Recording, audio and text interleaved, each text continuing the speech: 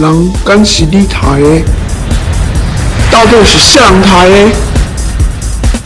我跟你讲就好啊。人免害死啊，今晚是要安怎？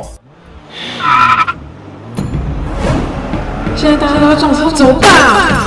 谁知道啊？前方300公分有测速照相，限速30公里。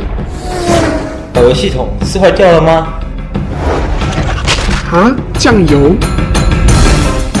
都什么时候了，还讲那么难笑的笑话？再这样胡闹下去，我们就要爆炸了！